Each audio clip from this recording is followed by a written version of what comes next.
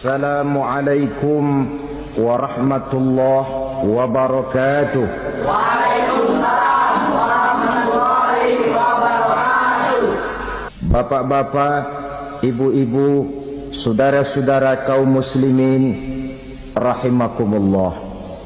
Setiap orang menginginkan kebahagiaan dan tidak seorang pun menginginkan kesengsaraan dalam kehidupan ini.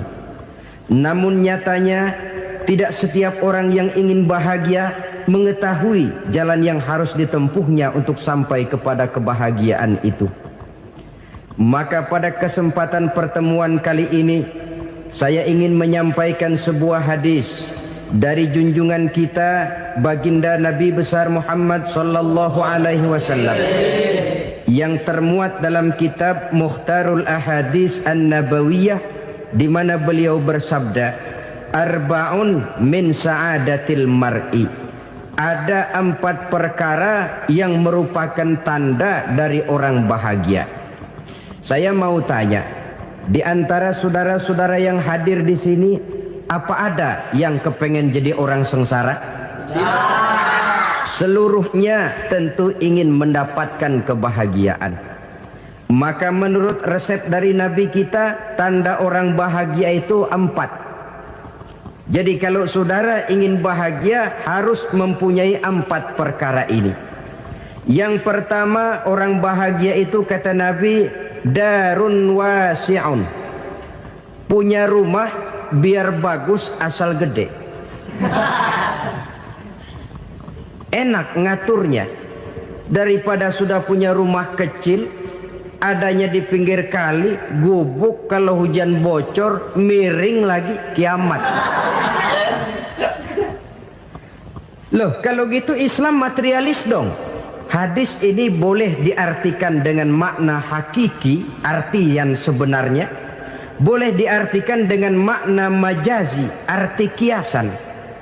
Kalau dia diartikan dengan arti kias, maka yang dimaksud darun wasi'un ay qalbun wasi'un.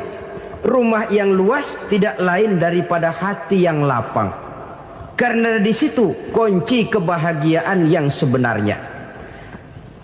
Walaupun kita cuma tinggal di petak berukuran 2 kali 3 meter, kalau hati kita luas-luas rasanya rumah itu. Tapi biar rumah kita halamannya saja puluhan ribu hektar, ada kolam renangnya, kamar tidurnya tidak lagi terhitung. Kalau hati yang menempati rumah itu sempit, maka akan terasa sempit jugalah rumah itu. Tempat bergantungnya tidak lain adalah hati. Marilah kita mencoba melihat berbagai pandangan orang tentang bahagia ini.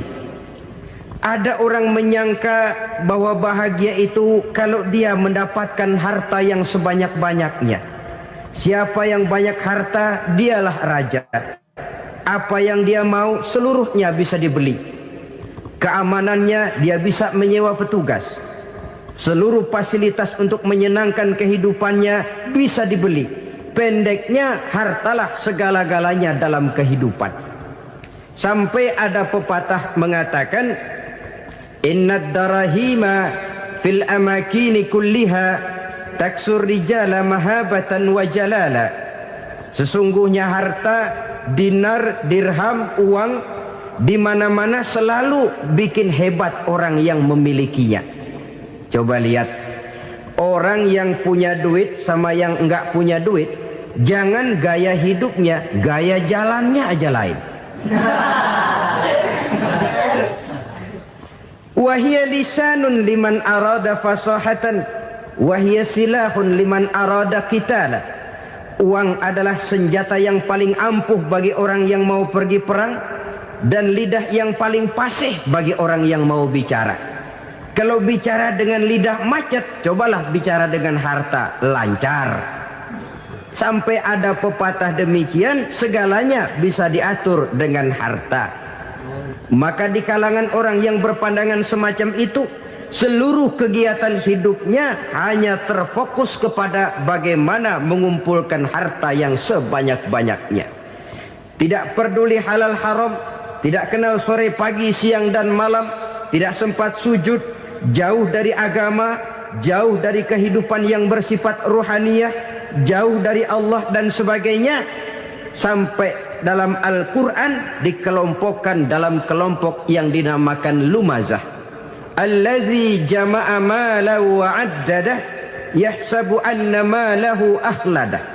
Mereka mengumpul-ngumpulkan harta sebanyak-banyaknya dan menyangka bahwa harta yang banyak itu dapat mengekalkan hidupnya, mengekalkan kekayaannya, mengekalkan kebahagiaannya. Saudara hadirin yang berbahagia, kalau pandangan hidup ini benar, artinya kalau harta memang merupakan satu-satunya hal yang dapat membuat orang bahagia, tentu di rumah mewah tidak akan pernah ada tangis derita. Tentu di satu tempat di mana fasilitas hidup serba menunjang tidak ada yang namanya penderitaan. Tapi suka dan duka, sedih dan gembira, senyum dan tawa adalah milik setiap orang, baik dia punya harta maupun dia tidak punya harta. Nyatalah bahwa harta semata-mata bukan merupakan jaminan bahwa orang akan bahagia, walaupun tanpa harta orang sulit untuk bahagia. Saya mau cerita, ada orang super kaya, namanya Aristotle Onesimus, raja tanker Yunani. Dia punya kapal tanker saja konon sampai 11 banyaknya. Punya perusahaan penerbangan yang disebut Olympic Airlines. Punya hotel di berbagai kota besar di dunia ini, sejak dari New York, London, Paris, Rome dan sebagainya. Bahkan punya pulau yang dia namakan Pulau Scorpio. Ini kan namanya sudah kaya nggak tanggung-tanggung, punya pulau. Nah, dia punya 2 orang anak, yang satu laki-laki namanya Alexander, yang satu perempuan namanya Maria Onesimus. Seluruh harapannya tertumpah kepada anak lakinya Alexander ini, yang akan meneruskan usahanya, meneruskan kekayaannya, meneruskan dinastinya. Apa yang terjadi? Ternyata anak yang dia harapkan yang bernama Alexander ini mati muda dalam kecelakaan pada waktu dia olahraga. Apa olahraganya? Namanya olahraga anak orang kaya, golongan jet set. Olahraganya olahraga pesawat terbang. Jatuh, ya nggak kapungut, habis mati. Tinggal satu anak perempuannya, Maria Onesimus. Tapi anak perempuan ini juga malah urakan. Terakhir dia pacaran, bahkan kemudian kawin sama orang Rusia. Rupanya Aristotle Onesimus ini broken. Kekayaannya yang berlimpah ruah, perusahaannya yang begitu banyak, siapa yang akan meneruskan? Siapa yang akan menggantikan? Sampai kemudian dia mengurung diri di Pulau Scorpio dan mati di sana secara mengenaskan. Seorang multi-jutawan, seorang yang super kaya, mati menyendiri di pulau sepi. Ibarat kata pepatah, anak ayam mati di lumbung. Bukan kekurangan makanan, keurugan makanan. Begitu kehidupan Aristotle Onesimus. Dan banyak orang-orang yang sudah demikian kaya sampai dibingungkan oleh kekayaannya sendiri. Telusurilah kehidupan David Rockefeller misalnya, Henry Ford misalnya, Adnan Khashoggi misalnya. Multi jutawan yang kadang-kadang dibuat keder oleh kekayaannya sendiri. Pantas ketika Imam Ali ditawarkan orang, "Ya Ali, kalau kepadamu disuruh pilih ilmu atau harta, kau pilih mana?" Ya jelas pilih ilmu dong. Kenapa? Pertama, ilmu kalau kita berikan kepada orang lain tambah. Tapi harta kalau kita berikan kepada orang lain kurang. Saudara punya uang 10.000, dibagi orang 5.000, jelas uang saudara berkurang. Tapi saudara punya ilmu, diberikan kepada orang lain bisa, saudara pun makin mantap. Tidak lantas jadi bodoh karena ngajarin orang. Saudara bisa Fatihah lalu mengajarkan orang Fatihah. Orang bisa, saudara pun makin hafal. Tidak lantas setelah diajarin orang ilmunya hilang. Begitu datang dia minta orang, tolong ajarin saya Fatihah, udah habis, nggak ada.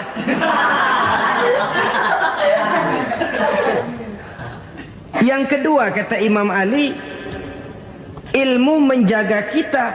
Kalau harta kita yang harus jaga.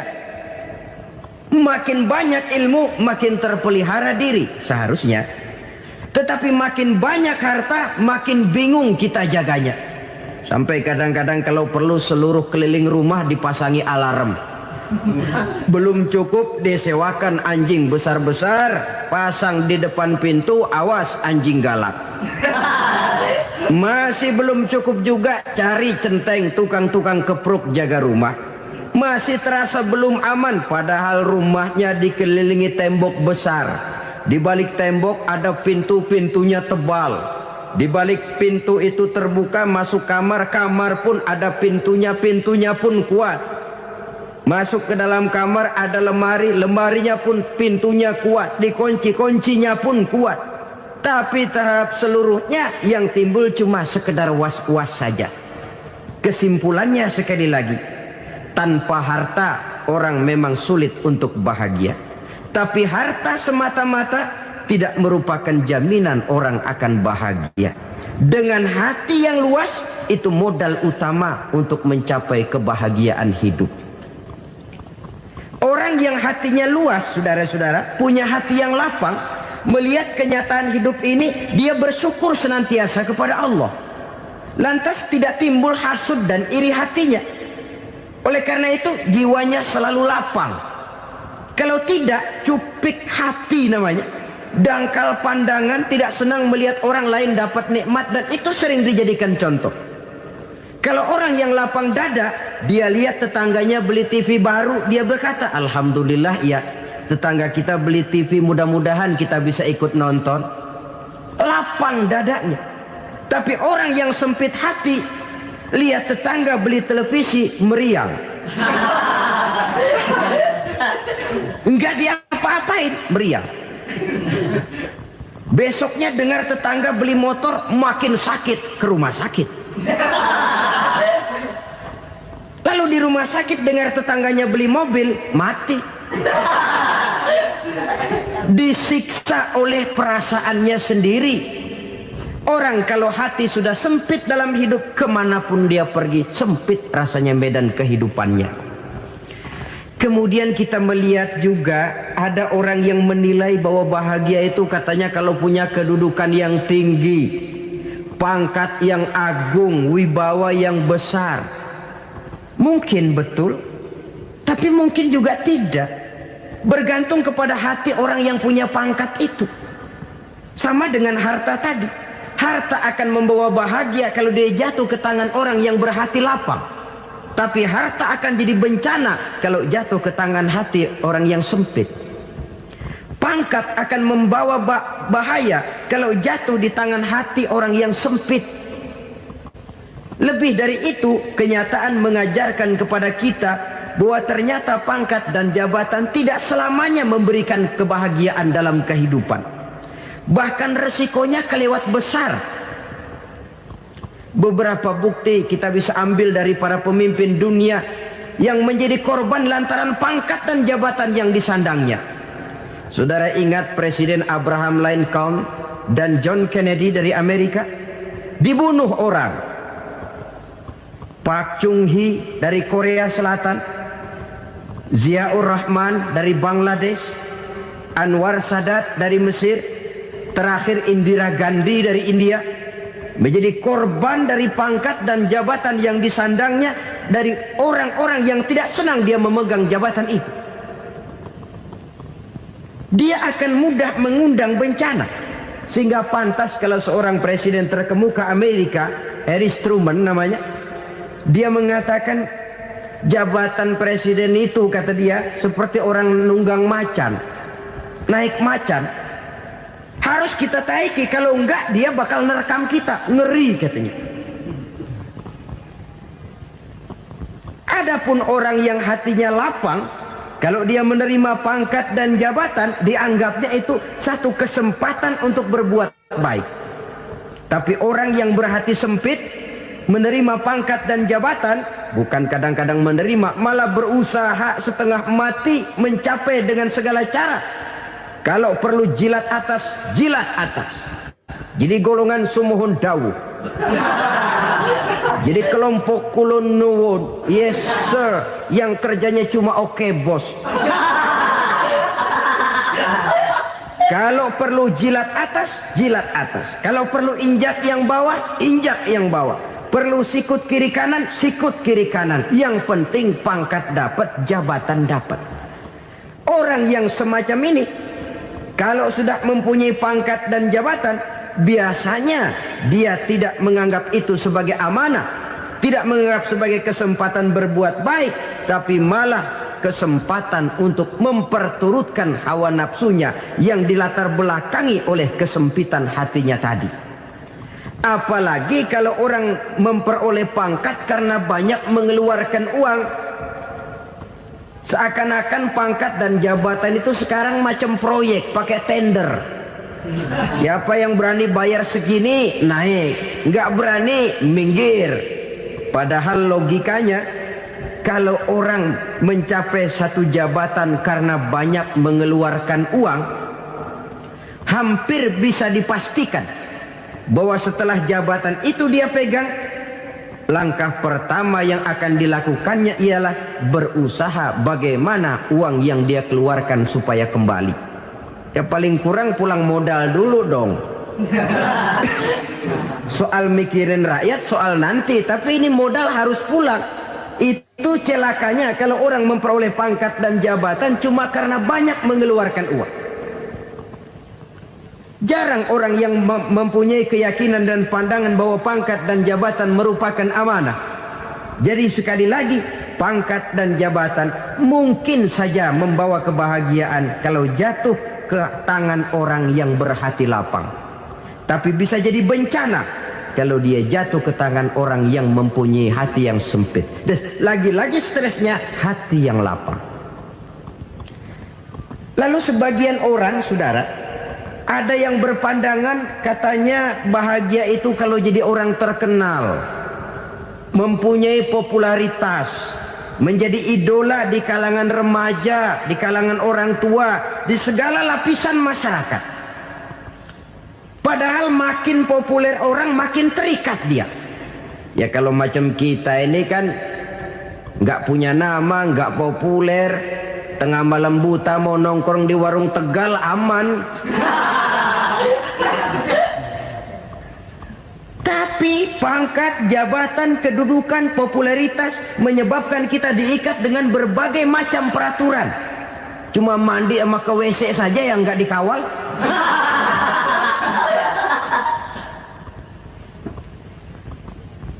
Benarkah popularitas, ketenaran membawa kebahagiaan? Mungkin. Ya, tapi mungkin juga tidak. Kenapa? Banyak orang-orang populer yang mengakhiri hidupnya secara tragis. Kita ambil beberapa nama. Di Amerika tahun 60-an ada bintang seksi paling terkenal yang dijuluki seks bom. Bom seksi. Sampai sekarang jadi legenda, namanya Marilyn Monroe. Singkatan doublenya itu inisialnya MM, Marilyn Monroe. Terkenal top sampai dia mati tahun 62. Namanya sekarang masih saja dibicarakan orang. Kenapa dia bunuh diri? Tidak punya hartakah dia? Banyak. Kurang populerkah dia? Seluruh dunia mengenalnya. Sejak rakyat kecil sampai pejabat tinggi dia punya hubungan. Kenapa? Jenuh. Dia terlahir dalam keadaan yatim. Setelah itu tidak lama dia berangkat remaja, ibunya meninggal. Pindah dari wanita asuh ke wanita asuh sampai 12 orang ibu angkatnya. Dan kekecewaan yang paling parah, setiap laki-laki yang dekat dengannya hanya seperti kapal berlabuh. Datang dan pergi silih berganti. Padahal dia merindukan seseorang yang bisa melindungi hidupnya. Dia rindukan itu dan dia tidak pernah menemukan. Itu yang akhirnya menyebabkan dia minum pil tidur kelewat dosis. Minum obat tidur kebanyakan, ya tidur terus sampai sekarang.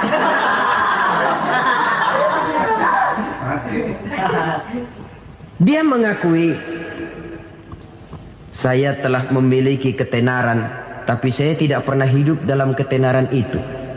Saya pandai main sandiwara, tapi saya ingin hidup dalam alam yang real sebagaimana umumnya orang. Itu yang dia rindukan.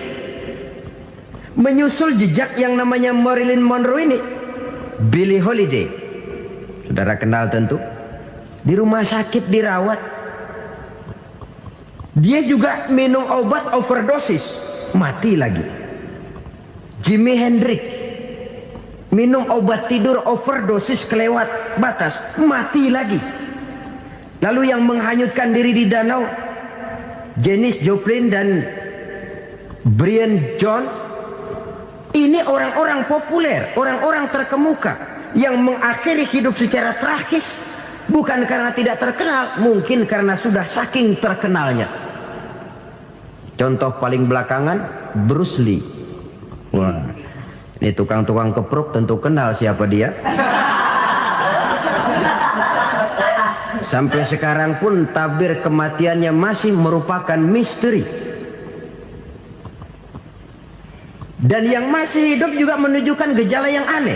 Michael Jackson, rumahnya di Beverly Hills itu dijaga sedemikian rupa, dan dia selalu curiga kepada setiap makanan. Harus steril, bersih dari segala macam kimia. Kemana dia pergi, itu tukang-tukang kepruk sudah selalu menjaga dan mengawal. Dan dia seakan takut menunjukkan mukanya yang asli. Hingga kalau tampil ke tengah di luar show, dia kadang memakai pakaian yang tidak menunjukkan dia yang sebenarnya. Takut dikenali orang.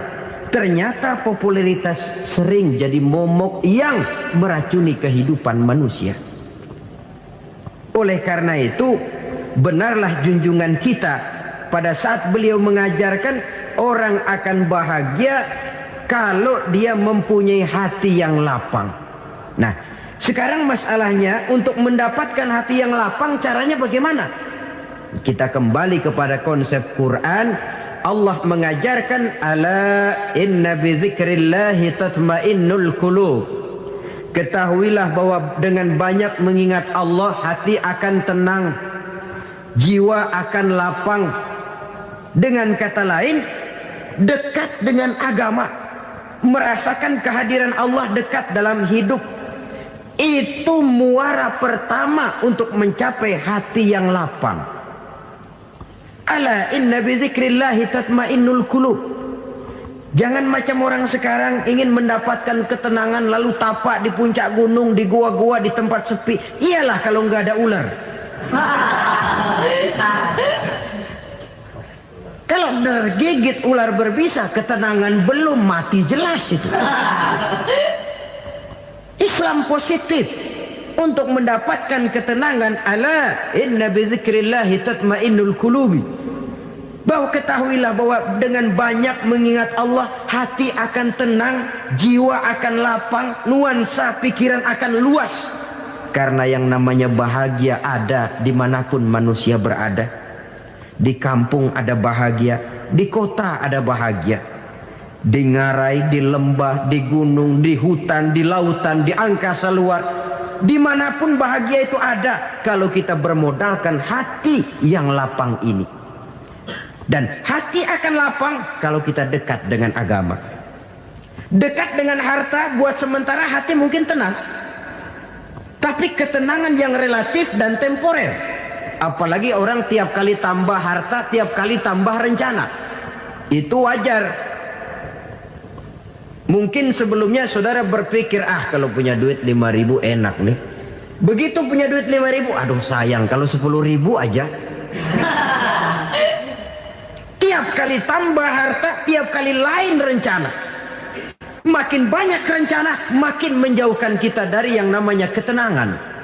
Padahal ketenangan merupakan unsur utama untuk mencapai bahagia. Dan ketenangan itu bermuara dalam hati manusia. Tengoklah kehidupan ini. Orang yang banyak harta dengan orang miskin, berbedakah rasa sakit yang mereka tanggungkan? Rasanya tidak. Walaupun si kaya tidur di kasur empuk berselimutkan sutra mahal, sementara si miskin meringkuk di balai bambu yang keras dan kasar. Apabila maut datang, dia juga tidak pernah pilih bulu. Maut datang menjemput si kaya di singgasana keemasannya, dikelilingi oleh para pengasuh, dayang dan inang serta para pengawal. Dan maut pun datang menjemput si miskin papa, sehingga ia tergelepar di tepian jalan. Kedua-duanya bernama mati. Kalau nyata bahwa sakit yang ditanggung si kaya tidak beda dengan sakit yang ditanggung si miskin, bukan harta semata yang membuat orang bahagia. Hati yang tenang, jiwa yang lapang penuh kedamaian karena banyak berzikir dan mengingat Allah, itu merupakan modal utama untuk mencapai sesuatu yang bernama bahagia.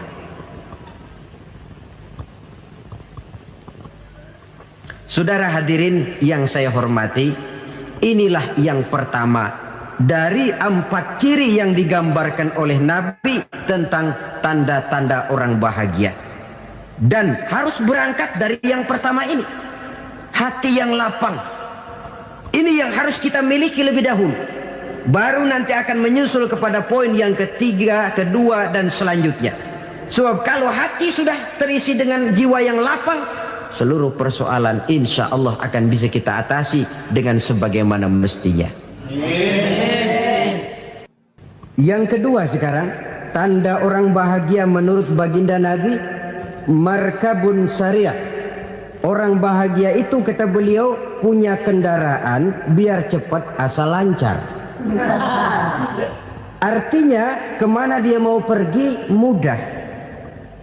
Apa maksud hadis ini? Kalau kita kaji lebih dalam, kendaraan itu kan alat transportasi.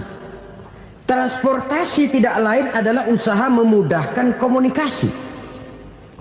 Pindah dari situ kepada teori bahwa manusia adalah zon political, makhluk bermasyarakat yang tidak bisa memenuhi kebutuhan hidupnya secara sendirian. Kita memerlukan keberadaan orang lain dalam kehidupan ini.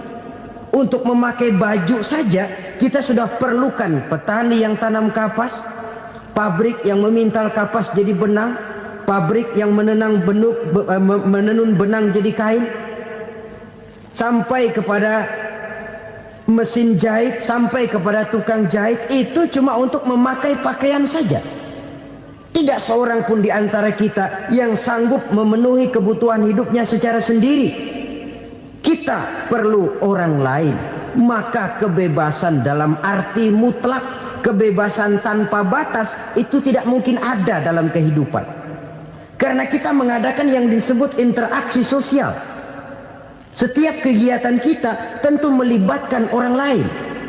Menurut kita barangkali kita bebas jalan di jalan raya semaunya, tapi orang lain berkendaraan pun merasa bahwa ini ada juga jalan haknya. Dan begitu selanjutnya.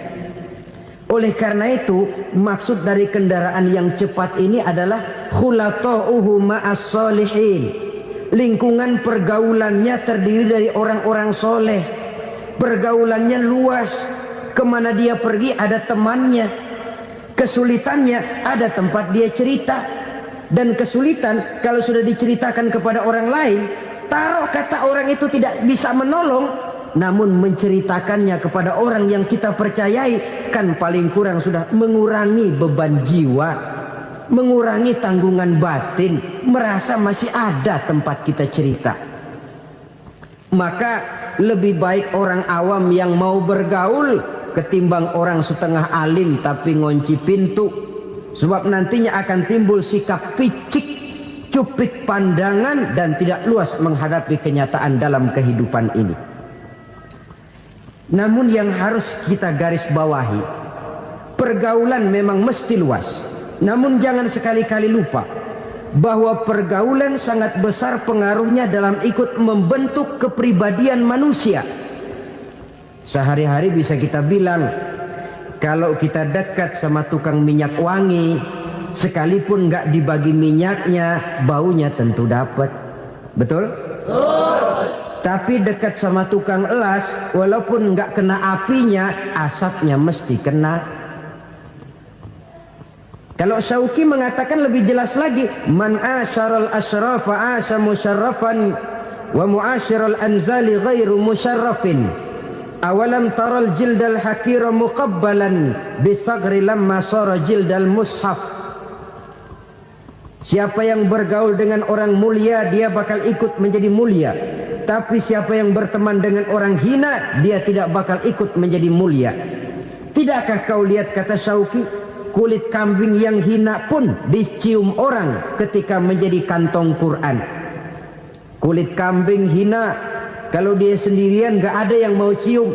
Tapi begitu dia bergaul dengan Quran, menjadi kantong Quran, dipakein minyak wangi, ditaruh di tempat yang tinggi, mau diambil dicium dulu, dibawa dengan penuh hormat dan hati-hati. Kulit kambing yang hina lantaran berteman dengan Quran, numpang mujur. Tapi coba lihat kalau kulit kambing berteman dengan kayu, jadi beduk, habis. Zohor dikemplang, asar dipukul. Itu pun sedikit saja, cuma salah milih teman. Yang temannya Quran dihormati orang, yang temannya kayu lantaran jadi beduk, gelap-gelap subuh orang udah kemplangin.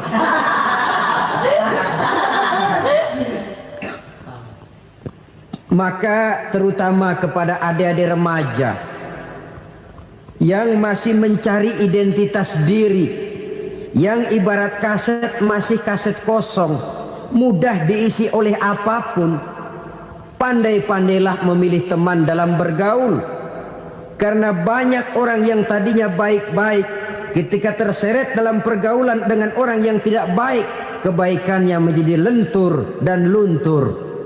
Tapi berapa banyak bajingan-bajingan tengik, orang-orang yang berlumur noda dan dosa, tiap hari melakukan maksiat, namun bergaul dengan orang yang baik-baik, pada akhirnya sedikit demi sedikit beringsut dan berangsur dia terbiasa mengikuti kebaikan-kebaikan. Saya tekankan ini kepada remaja karena mereka masih mencari identitas diri. Apa yang mereka lihat mereka mau, apa yang mereka dengar mereka ingin tahu. Coba lihat kehidupan remaja. Pulang nonton film Rambo, pengen jadi Rambo, gagah, maunya belekai melulu. Pulang nonton film Superman, pengen bisa terbang. Pulang nonton India, nyanyi melulu. Wajar, mereka masih mencari identitas diri. Saya ini sebenarnya siapa? Lingkungan, pergaulan akan membentuk itu. Karena itu pandai-pandailah bergaul, karena ia sangat besar pengaruhnya dalam ikut membentuk kepribadian manusia. Apalagi sifat yang jelek lebih cepat menularnya ketimbang sifat yang baik. Sifat yang baik, watak yang soleh itu lambat sekali untuk menular. Tapi yang tidak baik, kan prosesnya mah kalau remaja biasanya mula-mula dengar. Karena dengar lalu pengen tahu. Karena pengen tahu lalu ngeliatin. Begitu ngeliatin kan pengen nyobain. Setelah nyobain ketagihan. Nah, ini prosesnya. Yang namanya ganja, morfin, narkotik, awalnya kan begitu.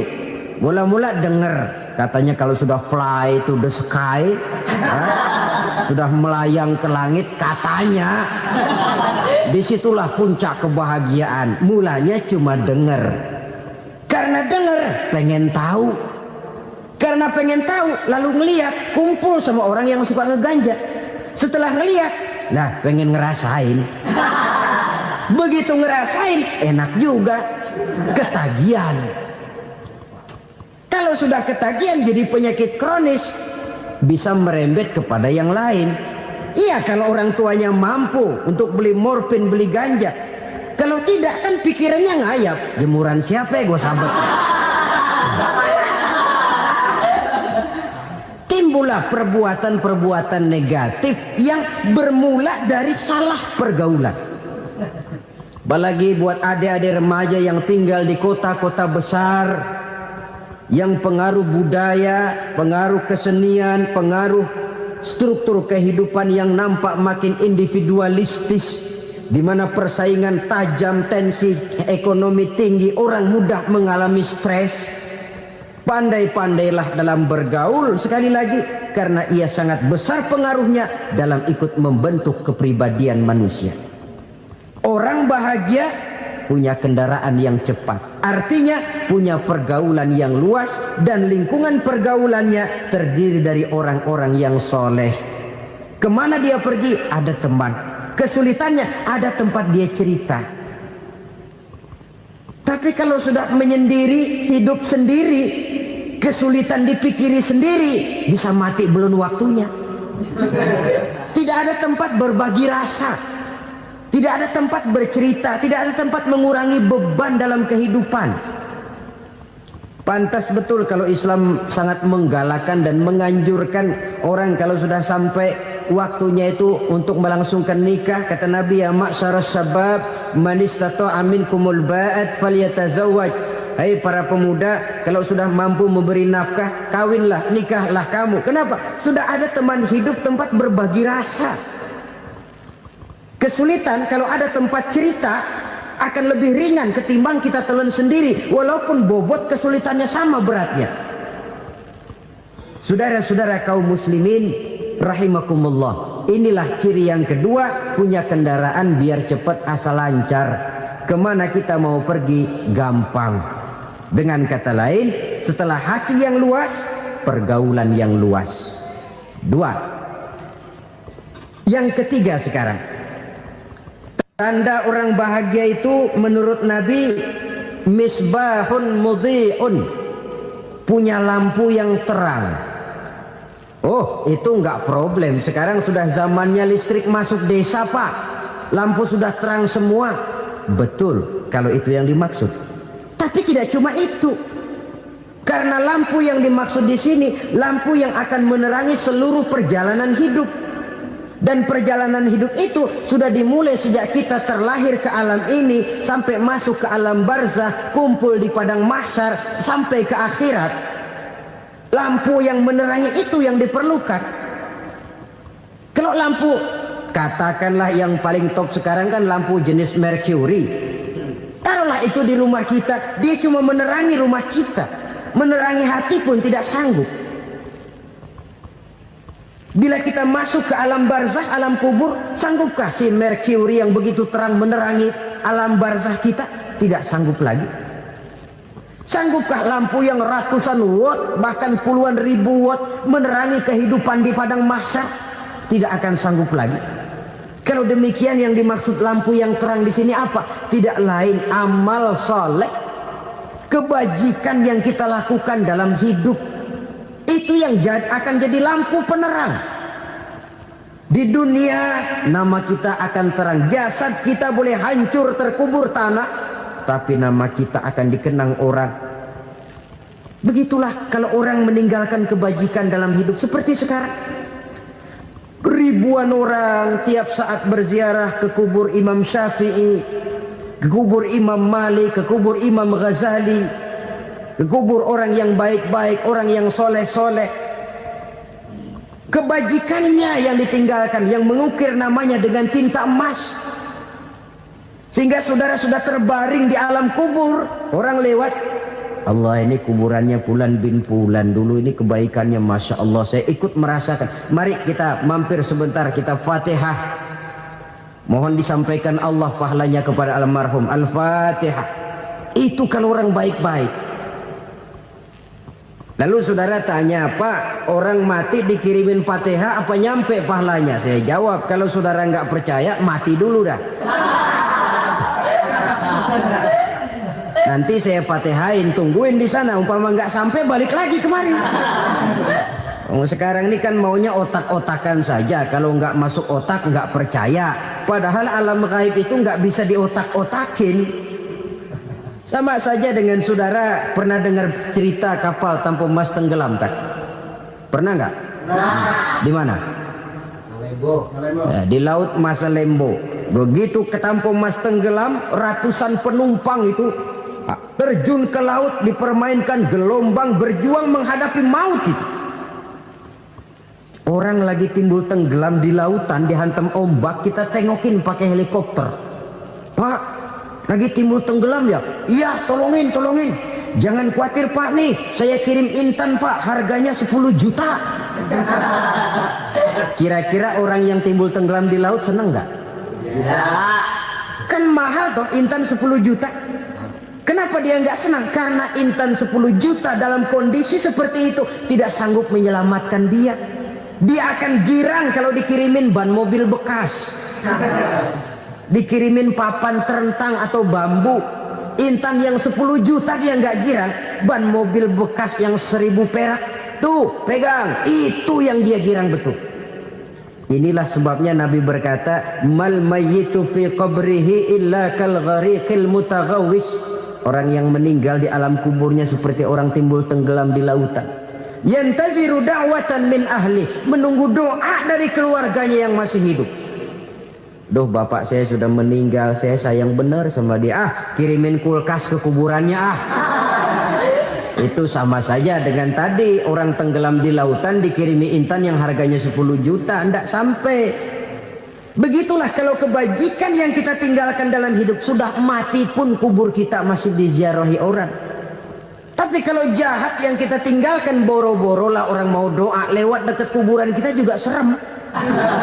Tuh bajingan no, dulu mati dipendem di situ tuh. Jangan lewat situ, ntar kesurupan, jangan. Lewat saja orang ngeri. Konon lagi membacakan Fatihah dan mengirimkan doa.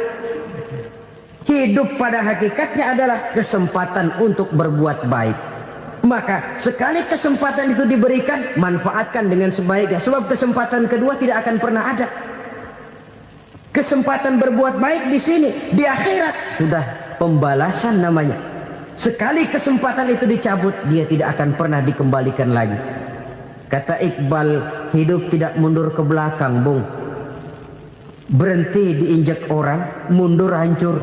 Tidak ada kata mundur dalam hidup ini. Berhenti diinjak orang, mundur kecebur. Tidak ada kata lain. Harus maju dalam kehidupan, dalam artian yang positif. Hidup adalah kesempatan untuk mengumpulkan kebajikan yang sebanyak-banyaknya. Di situ nilai daripada manusia. Sekarang ini memang nggak kelihatan kok, orang yang banyak pahala sama yang banyak dosa nggak kelihatan kok. Barangkali kalau habis bikin dosa palanya pada benjol, mungkin orang takut sama dosa. Tapi sekarang sama saja, orang yang banyak dosa dengan yang nggak banyak dosa jalan bareng dari belakang, sama, nggak kelihatan beda. Tapi ada waktunya di mana pahala memegang peranan, di mana dosa diperlihatkan. Sama saja kalau kita bawa mobil siang, lampu kan nggak begitu berfungsi. Apa lalu bilang, alah ini lampu berat-beratin, copot-copotin aja dah. Tidak perlu begitu. Kenapa? Pada satu saat malam senja akan datang. Bila matahari terbenam, senja pun datang, gelap mulai merayap, disitulah baru terasa perlunya lampu. Pahala begitu. Sekarang orang yang nggak ada pahalanya nggak kelihatan dalam kehidupan. Tapi pada satu saat senja kehidupan akan datang.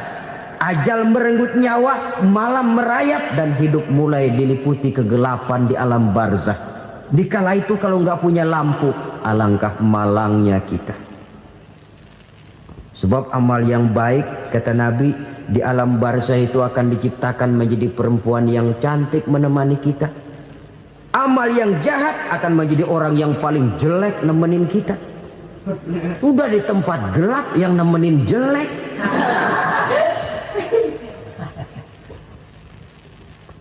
Kaum muslimin rahimakumullah. Kalau demikian masalahnya, tergantunglah kita pandai memanfaatkan waktu. Al-waktu kasaif. Waktu itu cepat sekali. Yang namanya waktu itu tahu-tahu. Tahu-tahu udah tahun 87. Tahu-tahu udah begitu. Tahu-tahu yang kemarin anak-anak sekarang udah pada punya anak. Tahu-tahu saja itu. Begitu cepat waktu berlalu. Kalau tidaklah pandai kita memanfaatkannya, akan rugi kita. Nabi bersabda, "Man kana yaumuhu khairun min amsihi fahuwa rabih." Barang siapa yang hari ini lebih baik daripada hari kemarin, itu orang untung. Hari ini lebih baik daripada kemarin. Bulan ini lebih baik dari bulan kemarin. Tahun ini lebih baik dari tahun kemarin. Itu orang yang beruntung. Tahun kemarin sembahyangnya maghrib doang, sekarang udah tambah isya. Tahun kemarin cuman Idul Fitri aja ngancem bener, sekarang udah tambah Jumat, lalu tambah lagi maghrib, tambah lagi isya, dan selanjutnya. Hari ini lebih baik daripada kemarin. Itu orang yang beruntung. Wa man kana yaumuhu mithlu amsihi fahuwa khasir. Lalu barang siapa yang hari ini sama saja dengan hari kemarin, itu orang rugi. Hari ini sama dengan kemarin, rugi itu. Bulan ini begitu, bulan kemarin begitu, tahun ini begitu, tahun lalu juga begitu. Rugi itu orang. Rugi apa? Rugi umur. Umur tambah, amalan gak pernah tambah. Dan saya pikir lebih merupakan azab ketimbang nikmat kalau orang dikasih panjang umur cuma untuk numpuk dosa. Mending mana? Panjang umur banyak dosa sama pendek umur dikit dosa?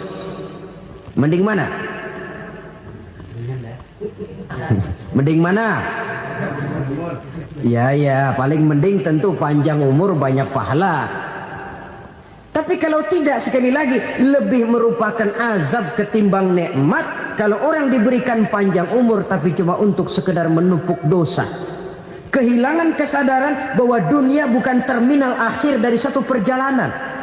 Dia cuma halte di mana kita berhenti sebentar untuk menuju kepada terminal yang hakiki. Saudara-saudara kaum muslimin rahimakumullah, inilah lampu yang akan menerangi kehidupan. Amal yang kita lakukan di dalam kehidupan. Jadi yang dimaksud dengan lampu yang terang, kebajikan yang kita kerjakan dalam hidup. Nah, setiap orang di awal tadi saya bilang ingin bahagia. Bahagia itu kan hakikatnya kumpulan senang dan selamat. Senang, selamat. Apa bedanya? Senang tapi tidak selamat, nggak bahagia. Selamat tapi nggak senang, nggak bahagia orang.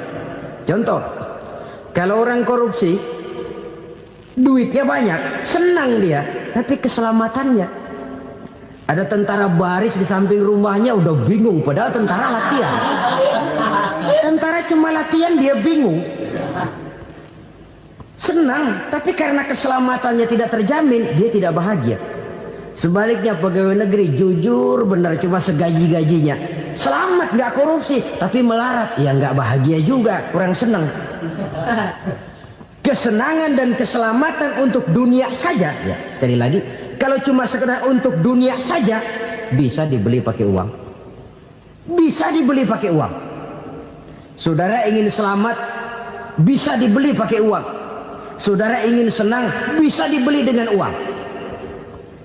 Tapi setelah mati masuk ke alam barzah, habis kekuasaan uang. Nggak bisa lagi beli keselamatan pakai uang. Tidak mungkin lagi membeli kesenangan dengan uang. Di situ pahala yang megang peranan. Makin banyak pahala, makin banyak saham untuk membeli kesenangan dan keselamatan, untuk memperoleh yang namanya bahagia. Dan jangan lupa loh, di alam barzah kita nggak sebentar, menunggu datangnya kiamat. Loh iya, kalau kita begitu dikuburin terus kiamat datang, untung. Tapi kalau masih harus 1000, 2000, puluhan ribu tahun yang akan datang, dalam satu penantian yang begitu lama, tanpa saham untuk memperoleh kebahagiaan, satu kemalangan yang tidak ada pernah putus-putusnya. Janganlah tergelincir oleh kebahagiaan sebentar yang menipu dengan mengorbankan kebahagiaan hakiki yang berjangka panjang. Apa artinya senyum sejenak kalau harus ditebus dengan tangis seumur hidup? Biarlah kita minum jamu, pahit memang, getir memang, tapi kan besok badan sehat. Daripada sekarang minum sirup, manis memang, enak memang, tapi bibir pada jontor besoknya. Sirawan, batuk, nggak karu-karuan. Banyak orang tertipu oleh kesenangan yang sebentar. Padahal laisa kullu ma yalma'u zahaban. Belum tentu semua yang berkilat itu emas. Belum tentu semua yang gemerlap itu intan. Karena itu marilah manfaatkan kesempatan yang diberikan Allah ini untuk mengumpulkan kebajikan yang sebanyak-banyaknya. Yang terakhir sekarang, yang keempat, tanda orang bahagia kata Nabi. Zaujatun salihah. Orang bahagia itu tanda yang keempat kata Nabi, punya istri biar cakep asal taat. Sudah surga itu kita. Cakep taat. Istri kayak gitu, kalau belum mati jangan dikuburin dulu. Sudah cakep taat lagi. Tapi kadang-kadang enggak, udah jelek ngadat melulu. Apa yang mau dipilih? Sebab itu Quran mengatakan istri pakaian untuk suami, suami pakaian untuk istri. Kenapa suami istri diibaratkan pakaian? Alangkah tingginya gaya bahasa Quran ini. Suami istri teman hidup, hidup perjalanan panjang. Sejak kita dalam rahim sudah ada hidup kan di sini. Sampai ke alam dunia, masuk ke alam barzah, kumpul di padang mahsyar, sampai menuju akhirat, itu perjalanan hidup. Carilah istri atau suami teman hidup yang membawa manfaat tidak hanya kehidupan di dunia ini, sampai di alam barzah, sampai di padang mahsyar. Suaminya mungkin meninggal lebih dulu atau istrinya mungkin meninggal lebih dulu. Tapi suami atau istri yang masih hidup berbuat kebajikan. Suami saya meninggal, ada hartanya, saya sedekahkan, niat pahala untuk almarhum suami saya. Ini teman hidup. Tidak dibatasi dan tidak bisa dipisahkan oleh maut sekalipun. Zohirnya mungkin pisah, badannya mungkin pisah, tapi hatinya, jiwanya, kebersamaannya dalam menghadapi kehidupan. Karena itu, saudara-saudara, bahasa Quran indah. Suami istri diibaratkan seperti pakaian. Apa fungsi pakaian? Pertama, pakaian jadi kebanggaan. Artinya suami harus menjadi kebanggaan istri, istri harus jadi kebanggaan suami. Yang kedua, pakaian itu kan fungsinya menutup aurat. Artinya sesama suami istri harus saling menjaga kekurangan masing-masing. Jangan malah sesama suami istri saling membongkar rahasia dan aibnya sendiri-sendiri. Istrinya diceritain jeleknya di mana-mana, atau suaminya dibongkar rahasianya di pasar umum. Itu sudah tidak lagi berfungsi sebagai pakaian. Kenapa semua ini diperlukan? Karena kita menyadari bangsa yang baik terdiri dari masyarakat yang baik. Masyarakat yang baik merupakan susunan dari warga yang baik. Warga yang baik adalah terdiri dari rumah tangga yang baik. Dan rumah tangga yang baik merupakan susunan dari pribadi yang baik. Dari situ langkah dimulai. Membangun satu bangsa yang baik diawali dengan membangun rumah tangga yang baik, dengan menciptakan pribadi-pribadi yang baik. Sehingga dari sini diharapkan berkembanglah nilai-nilai kebaikan. Orang akan bahagia mempunyai istri yang soleh. Kenapa? Tidak ada seorang suami bisa sukses jadi apapun dia, apapun profesinya. Dokterkah, kiaikah, mubalikah, petanikah, pengusahakah, pejabat tinggikah, tidak ada seorang suami yang bisa sukses tanpa peran serta istrinya. Walaupun memang peranan itu tidak begitu kelihatan, tapi sangat menentukan. Karena itu, saudara hadirin yang saya hormati, Islam sangat menghargai kaum wanita, memberikan kedudukan yang tinggi sepanjang tidak mematikan kodrat kewanitaannya. Nah, kalau sudah kesuksesan ini diawali dari rumah tangga, karier di masyarakat mudah untuk dikejar. Tapi keberantakan di rumah tangga merupakan kegagalan pertama di tempat lain. Nah, inilah saja yang dapat Al-Fakir sampaikan pada pertemuan kali ini.